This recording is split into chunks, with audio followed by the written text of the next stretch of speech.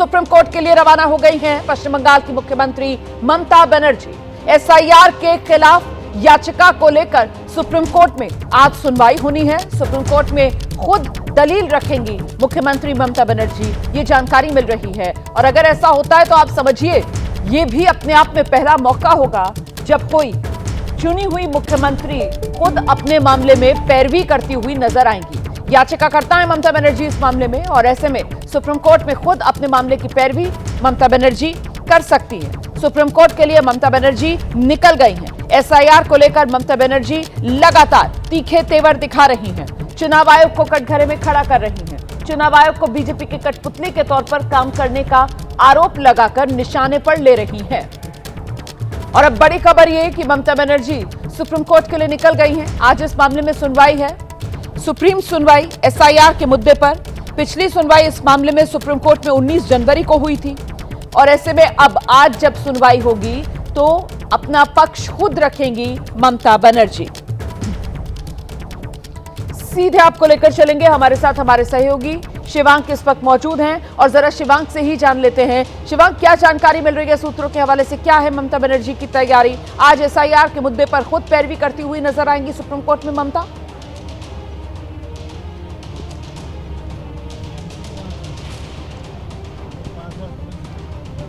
शिवांक, आपको मेरी आवाज मिल रही है?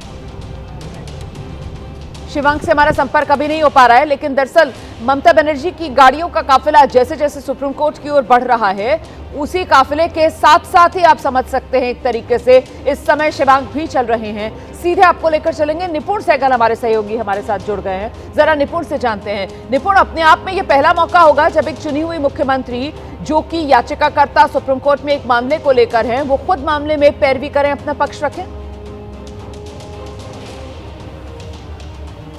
रोमाना, अगर ऐसा हुआ तो बिल्कुल पहली बार होगा, लेकिन पहली बार ये तो जरूर होने जा रहा है कि एक चुनी हुई मुख्यमंत्री याचिकाकर्ता की हैसियत से सुप्रीम कोर्ट में आ रही हैं।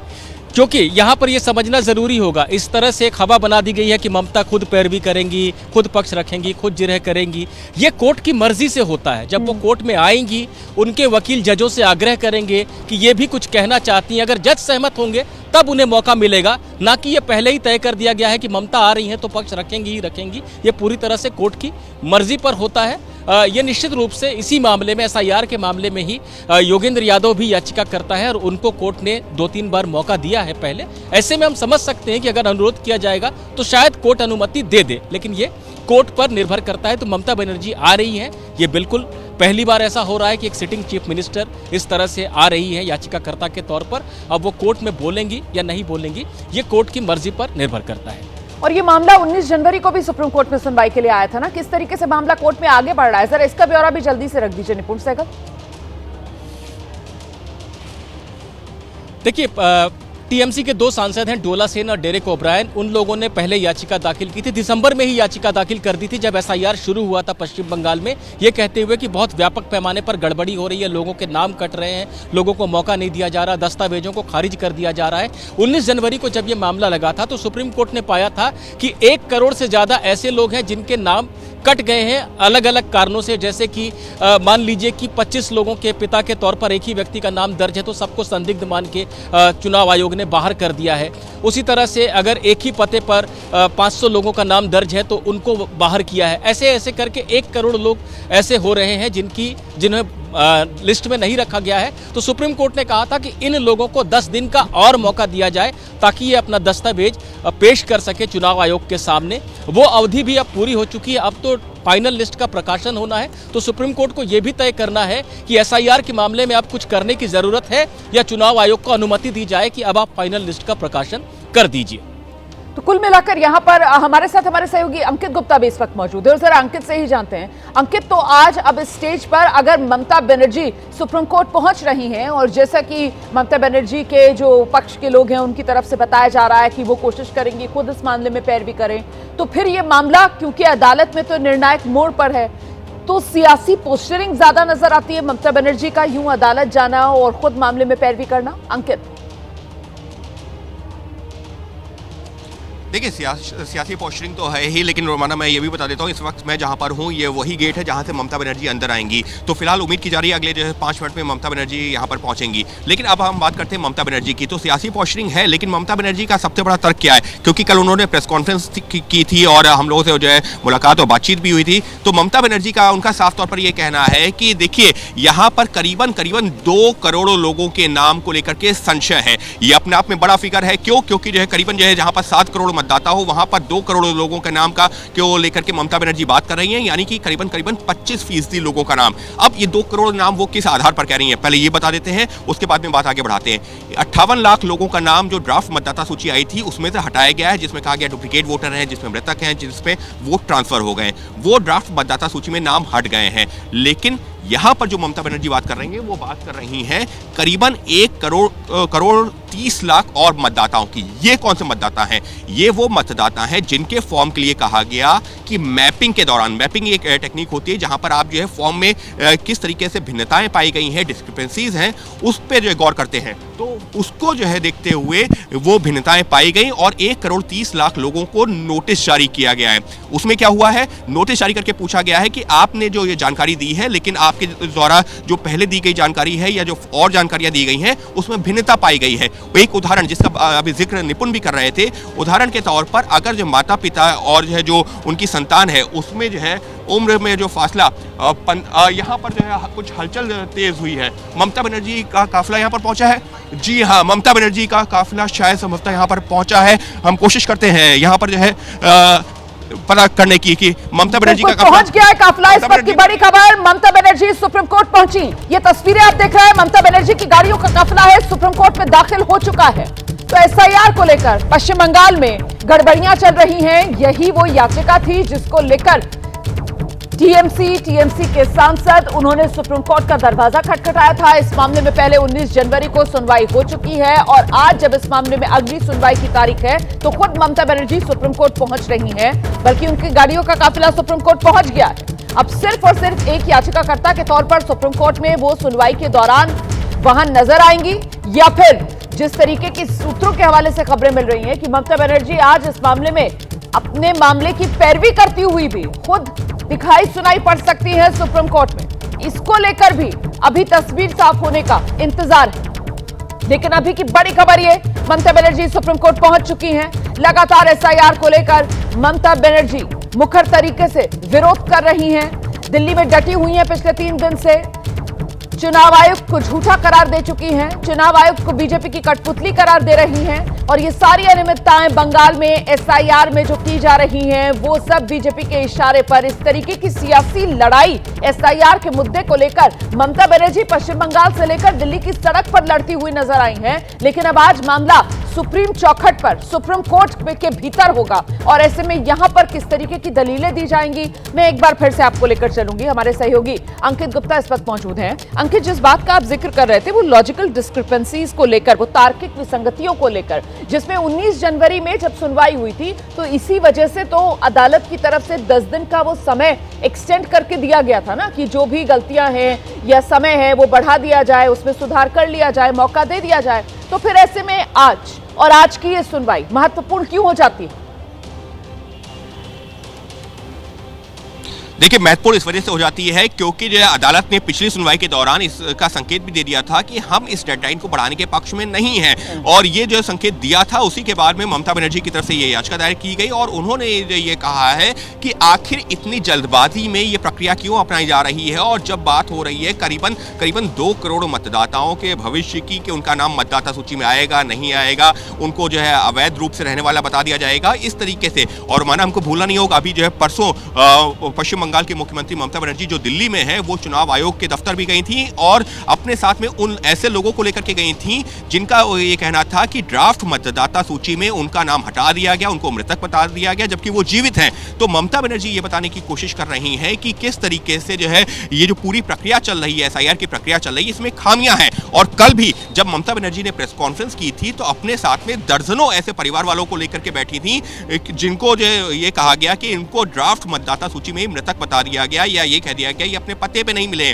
जबकि ये यहाँ पर मौजूद हैं। तो ममता बनर्जी यही बताने की कोशिश कर रही हैं कि ये जो अनियमितताएं हैं, ये जो गड़बड़ियां हैं, उसके चलते इस वक्त पश्चिम बंगाल में करोड़ों लोगों मैं लौटूंगी आपके पास, जरा निपुण का रुख कर लेते हैं और निपुण से ये समझते हैं। निपुण, अगर क्रोनोलॉजी की बात की जाए तो किस तरीके से पश्चिम बंगाल में ये जो एसआईआर चला है इसको लेकर वो अलग अलग तारीखें तय थी जिसमें ड्राफ्ट वोटर लिस्ट कब आएगी, फाइनल वोटर लिस्ट कब आएगी, लेकिन 19 जनवरी जब ये मामला सुनवाई के लिए आया तो कैसे सुप्रीम कोर्ट की तरफ से वो 10 दिन का समय सीमा वो दी गई है और अब जो फाइनल वोटर लिस्ट है बंगाल में अभी के हिसाब से उसकी तारीख 14 फरवरी तय है। निपुण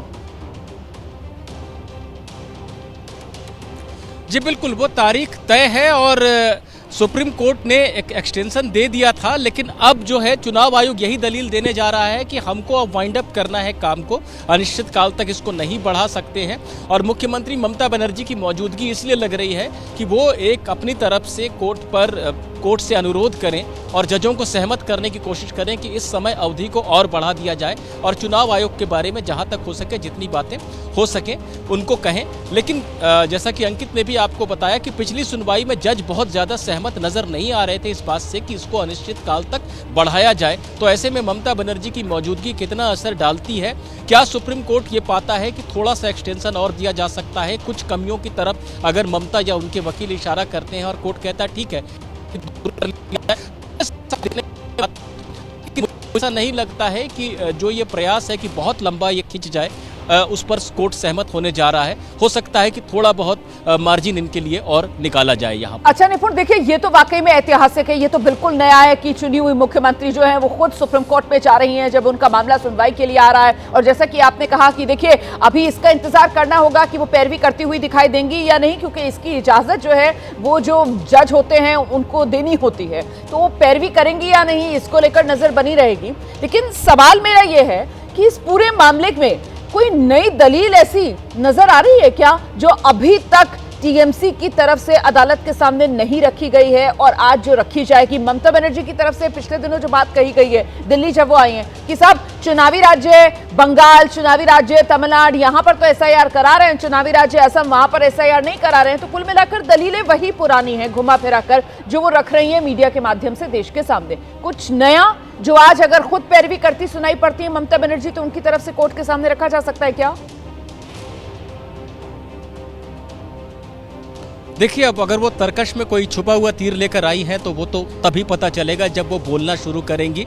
लेकिन हमने पहले भी देखा ऐसी एसआईआर के मामले में जब बिहार का मामला चल रहा था तो एक दिन अचानक योगेंद्र यादव खड़े हुए, वो नहीं खड़े हुए, उनकी तरफ से प्रशांत भूषण ने कोर्ट से अनुरोध किया कि इन्हें भी बोलने दिया जाए। कोर्ट ने कहा ठीक है, इनको आने दें।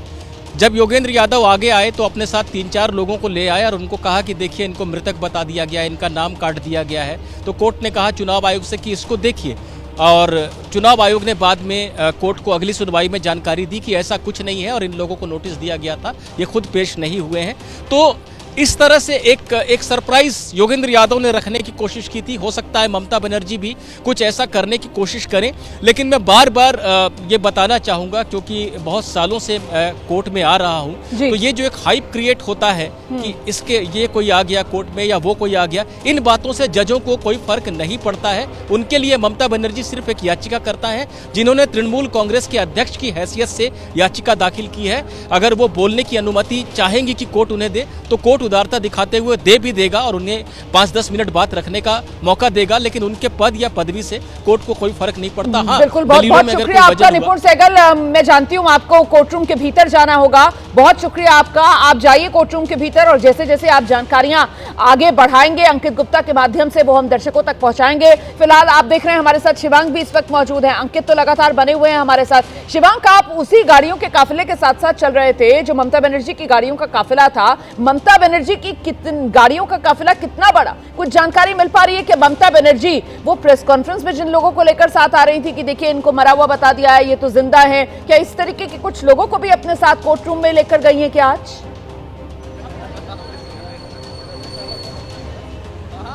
रोमाना जी, देखिए ममता बनर्जी का जो पूरा काफिला था उसमें आगे की गाड़ी के ऊपर खुद ममता बनर्जी थी और उसके पीछे सिक्योरिटी के जो उनके साथ दस्ता पूरा चलता था वो था। कोई भी ऐसे लोग नहीं मौजूद थे जिन्हें वो कल प्रेस कॉन्फ्रेंस के अंदर लेकर आई थी और उसके बाद अपने आवास के ऊपर लेकर आई थी। तो देखिए इस बात की ना संभावना बेहद कम है कि ममता बनर्जी सुप्रीम कोर्ट के अंदर उनकी पेशी करवाएंगी। लेकिन जिस तरह से ममता बनर्जी का 10 बजे का निकलने का टाइम था, लेकिन वो 5 मिनट पहले ही अपने आवास से निकलकर सुप्रीम कोर्ट पहुंच गई हैं। अब ऐसे में देखिए जिस तरह से टीएमसी लगातार ये माहौल बना रही है कि ममता बनर्जी जिरह भी यहाँ पर कर सकती हैं, तथ्य खुद रख सकती हैं। तो ऐसे में देखिए यही देखना होगा कि आखिर ममता बनर्जी जब कोर्ट रूम के अंदर पहुँचती हैं तो वो क्या रुख अपनाती हैं। तस्वीरों में भी दिखाते हैं आपको हम लोग, देखिए से कि यहाँ पे ये सुप्रीम कोर्ट का जो सी गेट है, इसी के भीतर से ही ममता बनर्जी लगातार प्रवेश करा था उन्होंने। और यहाँ पर दिल्ली पुलिस ने पुख्ता इंतजाम कर रखा है ममता बनर्जी की सेफ्टी को देखते हुए। रेगुलर डेज में ये वाला गेट पूरा खुला रहता था, हम लोगों को भी अंदर जाने की यहाँ पर मतलब मंजूरी मिली रहती थी। लेकिन आज जिस तरह से ममता बनर्जी जैसी जो हाई प्रोफाइल नेता है, मुख्यमंत्री हैं, वीवीआईपी हैं, वो जिस तरह से सुप्रीम कोर्ट के भीतर पहुंची है तो उसकी वजह से यहाँ पर सघन सुरक्षा भी लगा दी गई है। तो ऐसे में देखिए लगातार जिस तरह से ममता बनर्जी एसआईआर के ऊपर लगातार विरोध कर रही थी, सुप्रीम कोर्ट तक उन्होंने याचिका डाली है। और उसके अलावा देखिए कल शाम को भी ममता बनर्जी ने अपने आवास के ऊपर सांसदों की और उन्हीं लोगों की एक पूरी बैठक बुलाई थी जो लोग एसआईआर से प्रभावित हुए थे, जिन्हें उन्होंने पीसी में पेश करा था। उसके बाद बाहर आकर कल्याण बनर्जी ने हम लोगों के साथ बातचीत करते हुए ये जानकारी दी कि ममता बनर्जी ने यहाँ तक कहा है कि जिस तरह से मुख्य चुनाव आयुक्त एसआईआर के ऊपर उनकी बात नहीं मान रहे हैं तो उनके खिलाफ भी महाभियोग लाने के लिए जो अन्य दल हैं उनके साथ बातचीत की जाए। तो देखिए ममता बनर्जी ने कई सारे अपने ऑप्शंस खुले रखे हैं, जिसमें जिस तरह से सुप्रीम कोर्ट में आज जिस तरह से ममता बनर्जी खुद पहुंची है, अब इसके बाद सुप्रीम कोर्ट के जो भी रुख होगा उसके बाद ममता बनर्जी अपना अगला एक्शन तय कर पाएंगी कि किस तरह से महाभियोग करना है, इम्पीचमेंट लाना है या फिर सुप्रीम कोर्ट में ही कानूनी लड़ाई लड़नी है। जी अंकित गुप्ता लगातार हमारे साथ बने हुए। अंकित, जिस बात का जिक्र अभी देखिए शिवांग भी कर रहे हैं ना कि वैसे सुप्रीम कोर्ट के बाहर इतनी सुरक्षा, इतने पुलिसकर्मी तैनात नहीं होते जितनी आज यहाँ पर चाक चौबंद सुरक्षा नजर आ रही है। अब जाहिर सी बात है मुख्यमंत्री और मुख्यमंत्री सुप्रीम कोर्ट में आ रही हैं और वो भी याचिकाकर्ता बनकर, और जो खबरें मिल रही हैं कि बहुत मुमकिन है अपने मामले में वो खुद पैरवी की भी कोशिश करें। आज सवाल मेरा ये है कि जो ममता बनर्जी की तरफ से चुनाव आयुक्त को लेकर निशाना साधा जा रहा है, क्या उनकी क्रेडिबिलिटी को चैलेंज करने वाला मुद्दा भी ममता बनर्जी की तरफ से आज सुप्रीम कोर्ट में उठाया जा सकता है क्या अंकित?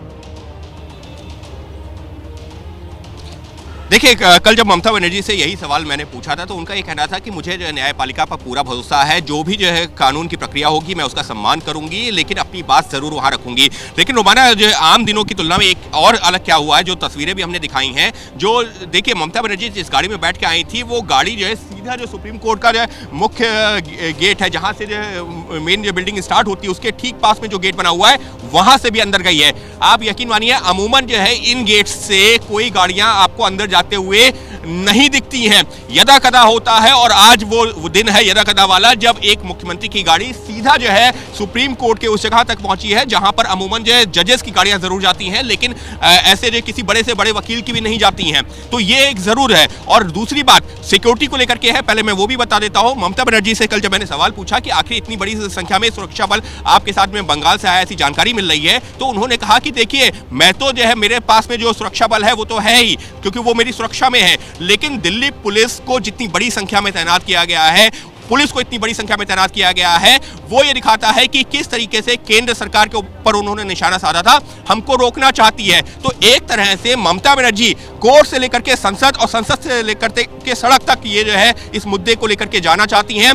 पश्चिम बंगाल में वो सड़कों पर इस मुद्दे को ले जा चुकी हैं, लेकिन अब क्योंकि केंद्रीय चुनाव आयोग का ये फैसला है एसआईआर करवाने का, इस वजह से वो दिल्ली में भी पहुंची हैं। और ऐसे में आप खुद सोचिए, पश्चिम बंगाल की मुख्यमंत्री ममता बनर्जी ने कल जब हमसे बातचीत करते हुए जो है ये भी कहा है कि मैं पिछले 2 सालों से दिल्ली नहीं आ रही थी क्योंकि दिल्ली आने से कोई फायदा नहीं है, इस शब्द का उन्होंने इस्तेमाल किया। लेकिन अब मैं दिल्ली आई हूं क्योंकि ये पश्चिम बंगाल के करीबन 2 करोड़ मतदाताओं का मामला है और मैं उनको नहीं छोड़ सकती, ये ममता बनर्जी के शब्द थे। और इसी वजह से एक मुख्यमंत्री होने के नाते वो यहाँ पर पहुंची हैं, यहाँ पर वो ये दलील देंगे। हालांकि वो यहाँ पर पहुंची हैं एक पार्टी अध्यक्ष होने के नाते भी, एक याचिकाकर्ता होने के नाते भी, मुख्यमंत्री है वो एक अपनी जगह है, लेकिन वो यहाँ पर पहुंची हैं वो ये बताने के लिए कि चुनाव आयोग का ये जो आदेश है, SIR करवाने का जो आदेश है, ये सही नहीं है, इसमें खामियां हैं। और कल जब ममता बनर्जी से हम लोग बात कर रहे थे तो उन्होंने एक बात का बार बार जिक्र किया जी कि 2002 में पिछला SIR हुआ था, अब 2026 में आकर के ये क्यों ठीक चुनावों से 3 महीने पहले 4 महीने पहले करवाया जा रहा है? करवाना था पहले करवा चुके होते या चुनाव के बाद करवा लेते। तो यही वो दलीलें होंगी जो सुप्रीम कोर्ट में रख सकती हैं ममता बनर्जी या उनके वकील जब मौका मिलेगा। जी बिल्कुल, लेकिन कमोबेश इसमें नया कुछ नहीं है ना, और ये वो तमाम दलीलें हैं जो अभी तक सुप्रीम कोर्ट के सामने आ चुकी हैं, ये महत्वपूर्ण हो जाता है। देखिए, मैं एक छोटे से ब्रेक के लिए यहाँ पर रुक रही हूँ और आपको बताते हैं ये आज की बहुत बड़ी खबर है। अपने आप में किसी मुख्यमंत्री का सुप्रीम कोर्ट में पहुंचना, जब मामले की सुनवाई चल रही हो और फिर अदालत से ये गुजारिश भी ममता बनर्जी की तरफ से की जाएगी कि वो खुद आज अपने मामले में पैरवी करना चाहती हैं, क्या अदालत से इजाजत ममता बनर्जी को मिलेगी? क्या ममता बनर्जी SIR के मुद्दे पर खुद सुप्रीम कोर्ट के सामने अपने तर्क रखती हुई नजर आएंगी क्या? इसका हमें इंतजार है। तो SIR के खिलाफ याचिका पर थोड़ी देर बाद सुप्रीम कोर्ट में सुनवाई होनी है। सुप्रीम कोर्ट पहुंच चुकी हैं पश्चिम बंगाल की मुख्यमंत्री ममता बनर्जी। ये बड़ी खबर इस वक्त की, सुप्रीम कोर्ट में ही मौजूद हैं मुख्यमंत्री ममता बनर्जी। सुप्रीम कोर्ट में दलील भी रख सकती हैं मुख्यमंत्री ममता बनर्जी। इस मामले में खुद पैरवी की इजाजत ममता बनर्जी की तरफ से अदालत से मांगी जाएगी और अगर इजाजत मिल जाती है तो फिर आज अपने आप में यह ऐतिहासिक मौका होगा जब कोई चुनी हुई मुख्यमंत्री खुद सुप्रीम कोर्ट में अपने मामले में पैरवी करती हुई सुनाई देंगी। आजाद हिंदुस्तान के इतिहास में यह पहला मौका होगा जब मुख्यमंत्री कोई खुद पैरवी करता हुआ सुप्रीम कोर्ट में नजर आएगा। सीधे आपको लेकर चलेंगे, हमारे साथ हमारे दो सहयोगी लगातार हर अपडेट आप तक पहुंचाने का काम कर रहे हैं। अंकित गुप्ता, शिवांक हमारे साथ लगातार बने हुए हैं। जरा पहले अंकित का रुख कर लेते हैं और जानते हैं अंकित से, अंकित सुनवाई कब तक शुरू होगी, क्या डिटेल्स मिल रही हैं?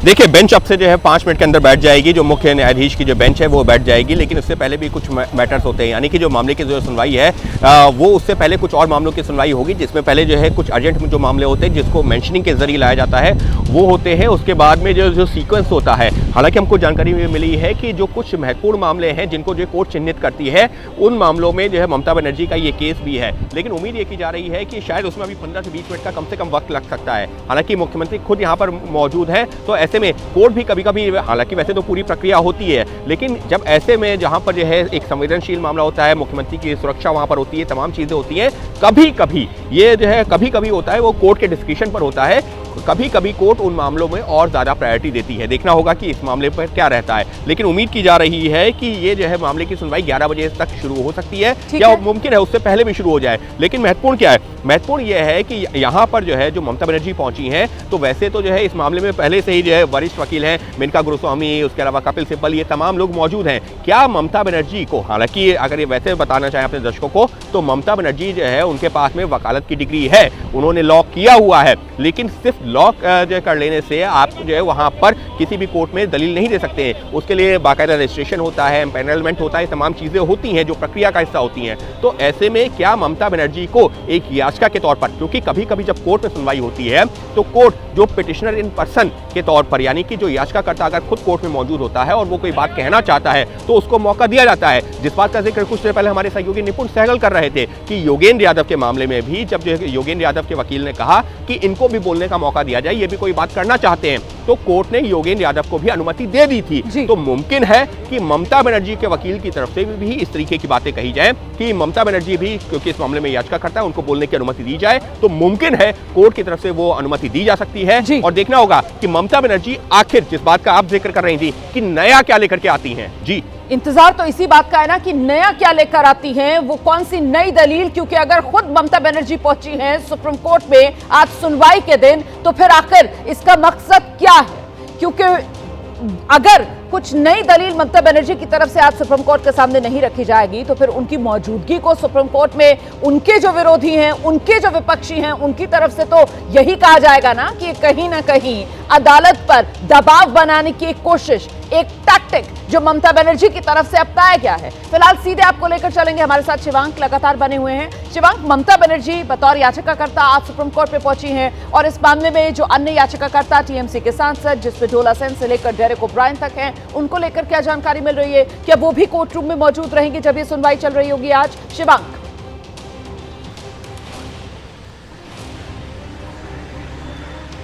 जी बिल्कुल, देखिए आज सुनवाई से पहले कल जब मीटिंग हुई थी अभिषेक बनर्जी के, मैं आपको रोक रही हूँ शिवांक, मैं आपको जरा सा रोक रही हूँ, आप जवाब दे दीजिएगा, लेकिन इस बीच जरा जल्दी से निपुण सहगल का रुख कर लेते हैं। निपुण कोर्टरूम के भीतर ही मौजूद है और अभी तक सुनवाई शुरू नहीं हुई है, इसी वजह से निपुण फोन के जरिए हमसे बात कर पा रहे हैं। अपडेट लेते हैं निपुण से। निपुण, कोर्टरूम में ही आप मौजूद, क्या देख पा रहे हैं? ममता बनर्जी कोर्टरूम के भीतर पहुंची हुई है, बैठी हुई है कहीं पर? जी बिल्कुल बिल्कुल बिल्कुल, वो कोर्ट रूम के अंदर है, कुछ कुर्सियों से पीछे बैठी हुई है वो, और शायद इस प्रतीक्षा में है कि जब अभी कोर्ट बैठी नहीं है, जज बैठे नहीं है इस समय, और जब ये मामले की सुनवाई होगी, अभी तुरंत सबसे पहले सुनवाई नहीं होगी इस मामले की। हाँ, ये हो सकता है कि उनके वकील शुरू में ही अनुरोध कर दें कि इसे जल्दी सुना जाए और इनको भी मौका दिया जाए, तो ऐसा कह नहीं सकते मेंशनिंग के दौरान अगर ऐसा होता है तो।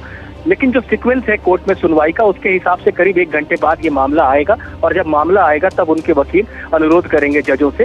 वैसे औपचारिक रूप से एक आवेदन भी दाखिल किया है ममता बनर्जी ने इस बात को लेकर कि वो अपना पक्ष रखना चाहती हैं, लेकिन ये पूरी तरह से कोर्ट की मर्जी पर निर्भर करता है। और एक अहम बात मैं जरूर बताना चाहूंगा कि उनका जो आवेदन है उसमें एक सबसे बड़ी मांग ये की गई है कि लॉजिकल डिस्क्रिपेंसी श्रेणी के जितने भी मतदाता हैं 1 करोड़ से ज्यादा, उनमें से किसी का नाम लिस्ट से न हटाया जाए, उनको त्रुटियों में सुधार का पूरा मौका दिया जाए। ये बड़ी जानकारी आप दे रहे हैं कि आवेदन ममता बनर्जी की तरफ से कर दिया गया है कि वो खुद अपने इस मामले में पैरवी करना चाहती हैं, और इस आवेदन में जो मुख्य मांग ममता बनर्जी की तरफ से की जाएगी वो यही है कि साहब जो लॉजिकल डिस्क्रिपेंसीज वाले मामले हैं, हिंदी में अगर मैं इसका अनुवाद करूं तो वो तार्किक विसंगतियां हो जाती हैं, जिसकी संख्या पिछली सुनवाई में 1 करोड़ 25 लाख सुप्रीम कोर्ट के सामने बताई गई थी, वो 1 करोड़ 25 लाख वोटर पश्चिम बंगाल के, उनका नाम फाइनल वोटर लिस्ट से ना हटाया जाए। यही वो मांग है जिसको लेकर ममता बनर्जी आज सुप्रीम कोर्ट के सामने खुद दलील रखना चाहती है। निपुण सहगल, बिल्कुल बिल्कुल बिल्कुल, उन्होंने कुल 10 मांगे की हैं, जिनका सार यही निकलता है। सबसे अहम मांग उनकी यही है कि किसी का भी नाम ना हटे। जो लोग 2002 की लिस्ट में थे, लेकिन अब उनको लॉजिकल डिस्क्रिपेंसी श्रेणी में डालकर, यानी कि जहां पर नाम का मिलान नहीं हो पा रहा है स्पेलिंग के साथ, या पिता और पुत्र की उम्र में बहुत कम अंतर है, जिसको चुनाव आयोग ने माना है कि ऐसा नहीं हो सकता है, इस तरह की जितनी भी श्रेणी है उनको सुधार का मौका दिया जाए, उन्हें न हटा दिया जाए, क्योंकि ये बहुत बड़ी संख्या है और 1 करोड़ से ज्यादा और लोग हैं। ये दलील वो उन लोगों के लिए दे रही है जिनका नाम 2002 वाली वोटर लिस्ट में था, उनके लिए वो ये मांग कर रही है। निपुण जी बिल्कुल बिल्कुल, मुख्य रूप से उनके लिए मांग है ये, और यही कहा गया है कि जिनका तार्किक विसंगति की श्रेणी में जिनका नाम आ रहा है उनको न हटाया जाए यहाँ पर, क्योंकि वो बहुत पहले से वोटर हैं और उनको वोट देने दिया जाए। ये सुधार किया जा सकता है। चुनाव आयोग जरूरत से ज्यादा सख्ती कर रहा है, जल्दबाजी दिखा रहा है, और गांव में अशिक्षित मतदाता हैं, दूर दराज के इलाकों में रहते हैं, उनके पास इतना समय नहीं है कि, या वो समझ नहीं पा रहे हैं कि वो किस तरह से अपनी गलतियों को उसमें सुधार सकते हैं। लेकिन उसके चलते जो हर नागरिक को जो अधिकार देता है संविधान मताधिकार का, उससे उनको वंचित नहीं करना चाहिए। ये बहुत बड़ी खबर है। निपुण सहगल, आप नजर बनाकर रखिए, कुछ और जानकारियां जुटाइए, मैं दोबारा आपके पास आऊंगी। और इस बीच देखिए, संजय सिंह आम आदमी पार्टी के सांसद, वो कह रहे हैं कि ममता बनर्जी के साथ वो मजबूती से खड़े हैं। सुप्रीम कोर्ट में ममता बनर्जी गई हैं, एसआईआर के माध्यम से देश में धोखाधड़ी हो रही है, ये संजय सिंह की तरफ से विपक्ष की आवाज में लाई जा रही है। और मैं ममता जी को बधाई देना चाहता हूं, और पूरा देश उनके साथ है इस मुद्दे पे। एसआईआर एक बहुत बड़ा घोटाला है और चुनाव में हेरा फेरी करने का इन लोगों ने धंधा मचा रखा है। Thank you so much. Sanjay Singh हमारे साथ खास बातचीत कर रहे थे, संसद भवन से मोहित राज दुबे, एबीपी न्यूज़ दिल्ली। तो आपने सुना किस तरीके से विपक्ष जो है मजबूती से ममता बनर्जी के साथ खड़ा हुआ। लगातार एसआईआर के मुद्दे पर विपक्ष सरकार की घेराबंदी कर रहा है और आज ये ऐतिहासिक मौका है जब एक चुनी हुई मुख्यमंत्री ममता बनर्जी सुप्रीम कोर्ट पहुंच गई हैं और खुद इस मामले में वो पैरवी करने का जो औपचारिक रूप से आवेदन है वो सुप्रीम कोर्ट के सामने रख चुकी हैं। सीधे आपको एक बार फिर से लेकर चलेंगे, हमारे सहयोगी निपुण सहगल इस वक्त कोर्ट रूम के भीतर ही मौजूद हैं और वहां से वो ये अच्छा निपुण हमारे साथ नहीं है, मैं निपुण का बाद में रुख करने की कोशिश करूंगी। तब तक जरा अंकित का रुख कर लेते हैं और अंकित से जानते हैं। अंकित, निपुण ने अभी ये जो जानकारी दी ना कि ममता बनर्जी की तरफ से आवेदन सुप्रीम कोर्ट में लगा दिया गया है, खुद इस मामले में वो पैरवी करना चाहती हैं और बड़ी स्पेसिफिक मांग, मतलब वो जो लॉजिकल डिस्क्रिपेंसीज वाले केस थे जो 19 जनवरी वाली सुनवाई में टीएमसी की तरफ से सुप्रीम कोर्ट का ध्यान जिनकी तरफ लेकर आया गया था, उन्हीं मामले में ये मांग कि साहब अगर 2002 वाली लिस्ट में इनके नाम है तो फिर नाम ना हटाया जाए। मैं आपके पास आऊंगी, जवाब दीजिएगा, लेकिन पहले अखिलेश यादव की प्रतिक्रिया आ रही है, सुनते हैं। ममता बनर्जी जी पहुंची हैं, उन्होंने जो काला कोट पहना है भारतीय जनता पार्टी की काली करतूत के खिलाफ, और जनता को इसी तरह सामने आना पड़ेगा। ये व्यक्तिगत अधिकार की बात है, मत का छीनना आपका हक का छीनना, मत छीनेगा तो हक छीनेगा, और हक किस बात का, हर चीज़ का छीनता चला जाएगा। कल को विरासत के कागज़ आप बनाने के लिए सरकार आप पे दबाव बनाई, आप नहीं बना पाएंगे, नागरिकता का सवाल आएगा, बहुत सारे सवाल आएंगे। और जो उत्तर प्रदेश में हम लोगों ने एसआईआर को देखा है, ये कहीं ना कहीं संगठित अपराध कर रहे हैं लोग। अधिकारी मिले हुए हैं, कुछ अधिकारी नहीं करना चाहते हैं, लेकिन फिर उसके बावजूद भी अधिकारियों पे दबाव बनाया जा रहा है। और कई जगह हम लोगों ने जो इलेक्शन कमीशन के अधिकारी और सरकार के अधिकारी उनको पकड़ा है और उदाहरण पेश किया है, किसी पे कार्रवाई नहीं हुई। आपके सुल्तानपुर में एक बीएलओ को पकड़ा, उसने बाकायदा प्रिंट किया हुआ फॉर्म ला करके फॉर्म 7 भरवा लिया और वोट कट गए। जिससे शिकायत करता है वो दस्तखत करना नहीं जानता है। नंदलाल जिसका नाम जिसकी तरफ से फॉर्म भरा गया है वो अंगूठा मारता है, बीजेपी के लोगों ने दस्तखत मरवा दिए उससे। ये फॉर्म 7 जानबूझ करके किसी लखनऊ दिल्ली कहीं ऐसा इनका एक सेंटर बनाया है, कमांड सेंटर, जहाँ से फॉर्म भर करके जा रहे हैं, बस्ती की तरह डिस्ट्रीब्यूट हो रहे हैं और वोट कटवाए जा रहे हैं। तो अगर हम आपत्ति उठाते तो इलेक्शन कमीशन कोई जवाब ही नहीं दे रहा, किसी पे कार्रवाई नहीं कर रहा।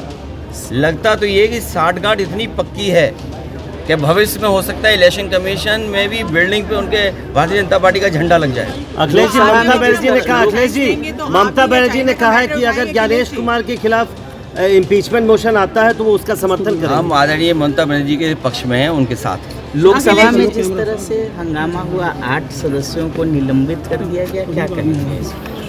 सरकार को बात सुननी चाहिए और अपना पक्ष सरकार को रखना चाहिए। अखिलेश जी, जब आप मोशन ऑफ थैंक्स पे एड्रेस देंगे तो क्या आप भी राहुल गांधी वाला इशू उठाएंगे या आपके अपने अलग? आप बहुत नई पत्रकार तो है नहीं। डॉक्टर राम मनोहर लोहिया, जॉर्ज फर्नांडिस, नेताजी और तमाम समाजवादी नेताओं ने हमेशा इस बात को कहा कि सबसे ज़्यादा। तो सुन रहे हैं आप किस तरीके से ये प्रतिक्रियाएं आ रही हैं। अखिलेश यादव की तरफ से कहा गया कि बीजेपी की काली करतूत के खिलाफ ममता बनर्जी ने काला कोट पहना है। काला कोट पहनने का मतलब ये कि ममता बनर्जी आज सुप्रीम कोर्ट में खुद इस मामले में याचिकाकर्ता ही नहीं बल्कि अपने मामले की पैरवी करती हुई दिखाई देंगी। और इसी को लेकर विपक्ष कह रहा है कि वो ममता बनर्जी के साथ एकजुट है। अब कुछ ही देर में एसआईआर के खिलाफ याचिका पर सुप्रीम कोर्ट में सुनवाई शुरू होने वाली है। कोर्ट रूम में खुद मौजूद हैं पश्चिम बंगाल की मुख्यमंत्री ममता बनर्जी।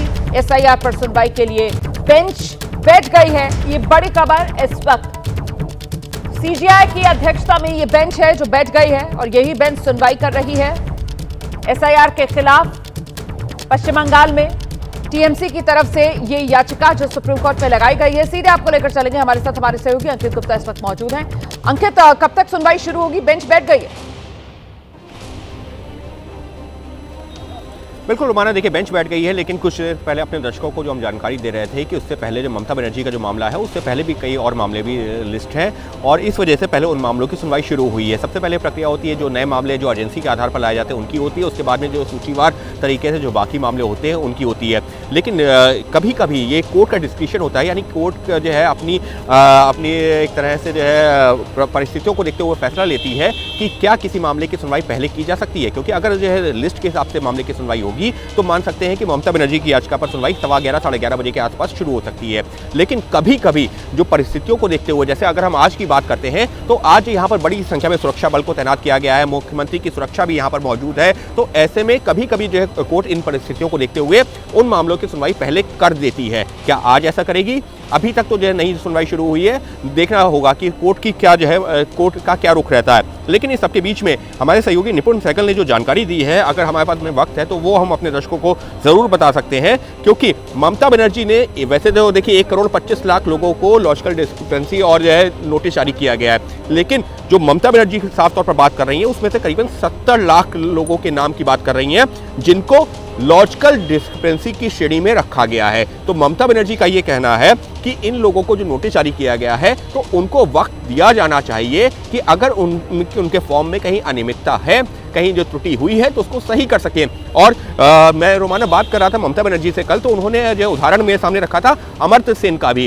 उन्होंने कहा था कि देखिए एक नोबेल पुरस्कार जिनको मिल चुका है उनको तक नोटिस जारी कर दिया जाता है किस आधार पर, क्योंकि उनके माता पिता और उनकी उम्र में जो है जो गैप है वो कम है, तो इस आधार पर एक ऐसे व्यक्ति को नोटिस जारी कर दिया जाता है जिसको जो है नोबेल पुरस्कार मिल चुका है। इसी तरीके से ममता बनर्जी ने एक उदाहरण दिया कि बंगाल के एक सुप्रसिद्ध कवि हैं जिनकी उम्र 80 साल है, उनको नोटिस जारी कर दिया गया। तो इस तरीके की अगर विसंगतियां हैं तो उनको दूर किया जाना चाहिए। और इतना ही नहीं रोमाना, हमने कल देखा है, कल भी देखा और परसों भी देखा कि ममता बनर्जी अपने साथ में जो दर्जनों ऐसे लोगों को यहाँ लेकर के दिल्ली पहुंची हुई है जिनका नाम जो है, उनका ये कहना है कि ड्राफ्ट मतदाता सूची से मृतक बताकर काट दिया गया, जबकि वो तो जीवित हैं। तो अगर इस तरीके की दिक्कतें हैं तो उसको दूर किया जाना चाहिए। लेकिन अब चुनाव आयोग क्या जवाब देता है वो भी दर्शकों की आसानी के लिए जरा ये बता देते हैं कि एक तरफ तो जो ड्राफ्ट वोटर लिस्ट आई थी, उस ड्राफ्ट वोटर लिस्ट से 58 लाख वोटर्स के नाम कट गए थे। जरा वो ग्राफिक्स चला दीजिए। जो 58 लाख नाम कटे थे, इसमें जो मृत वोटर हैं उनकी संख्या 24,16,000 बताई गई थी, और जो शिफ्ट कर गए अपने पते से या अपने पते पर नहीं मिले ऐसे वोटर्स की संख्या 32,65,000 बताई गई थी, और साथ ही जो डुप्लीकेट वोटर्स हैं उनकी संख्या 1,38,000 बताई गई थी। तो ये 58,20,000 वो नाम जो ड्राफ्ट वोटर लिस्ट में नहीं थे। अब इसके अलावा ये 1,20,00,000 के करीब लॉजिकल डिस्क्रिपेंसीज के तहत वो नाम जो संदिग्ध बन गए थे पश्चिम बंगाल एसआईआर की प्रक्रिया में, और इसी को लेकर 19 जनवरी को जब सुप्रीम कोर्ट में सुनवाई हुई थी तो सुप्रीम कोर्ट की तरफ से इस मामले में 10 दिन का अतिरिक्त समय देने की बात कही गई थी चुनाव आयोग को। अब यही मामला एक बार फिर ममता बनर्जी खुद पैरवी के जरिए सुप्रीम कोर्ट के सामने लेकर आने की तैयारी में है।